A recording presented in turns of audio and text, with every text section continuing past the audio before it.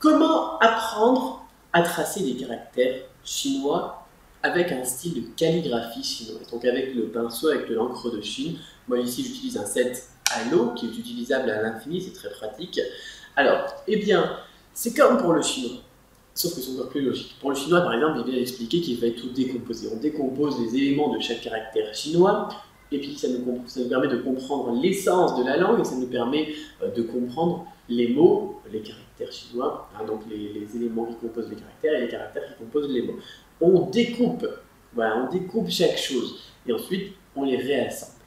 On les découpe, on les apprend séparément, et on les réassemble, et on peut tout réaliser. Et bien c'est pareil pour la calligraphie chinoise. Il vous suffit de découper les caractères en traits.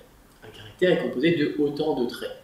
Eh bien, vous prenez, et vous allez travailler d'abord par les traits principaux, vous prenez donc les traits séparément, vous les étudiez un à un, ça prend du temps de travailler chaque trait, c'est pas forcément très marrant d'ailleurs, donc en même temps vous pouvez travailler bien évidemment des caractères qui sont composés de ces traits, et ensuite, eh bien, vous pourrez calligraphier tout et n'importe quoi. Et il y a un ordre pour les traits. Alors, je vous mettrai donc un petit guide, je vous expliquerai un petit peu donc, tout cela avec le lien juste en dessous de la vidéo. En attendant, moi ici j'ai un exemple.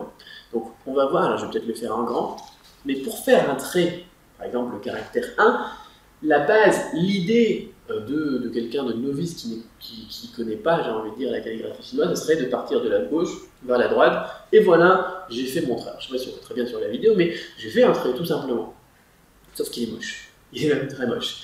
Si on voulait faire un trait selon les règles de calligraphie chinoise, là j'ai un petit modèle ici, donc je vous mettrai tout ça dans le lien en dessous de la vidéo, avec chaque trait, donc comment est-ce qu'il doit être tracé, quel est le mouvement du pinceau. Et il vous suffit de suivre le mouvement, et c'est aussi simple que ça.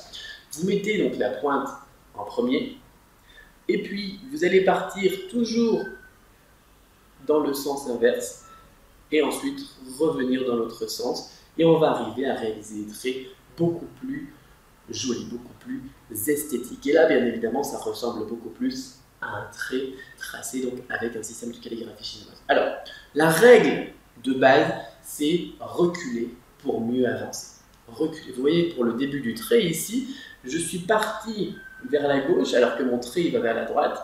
Je suis allé vers la droite et ensuite je suis revenu pour compléter. Au début, j'écrase un petit peu la pointe pour marquer bien évidemment le bout du trait. J'avance tranquillement sur la droite et puis je remonte en revenant sur la gauche. Voilà, donc au lieu de faire, j'ai envie de dire, un trait tout simple pour faire un 1, j'ai fait quelque chose qui ressemble un petit peu au symbole de l'infini.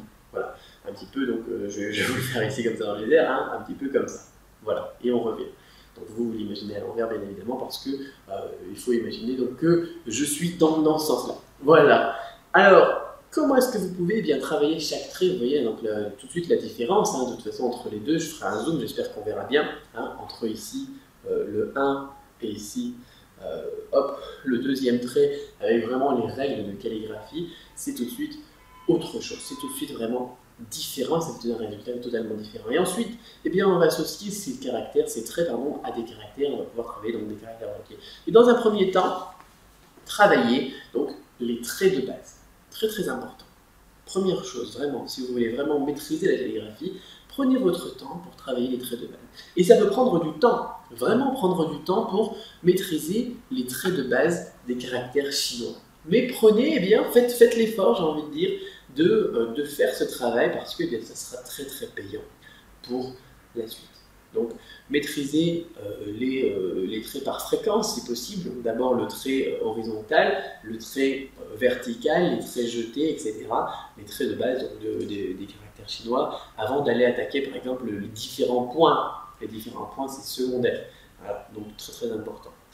Ensuite, eh bien, vous pourrez aller attaquer des caractères. Donc, si vous voulez bien évidemment attaquer tout de suite l'écriture de poèmes entiers, vous pouvez essayer de copier les poèmes, mais en même temps, en parallèle, travailler ces bases.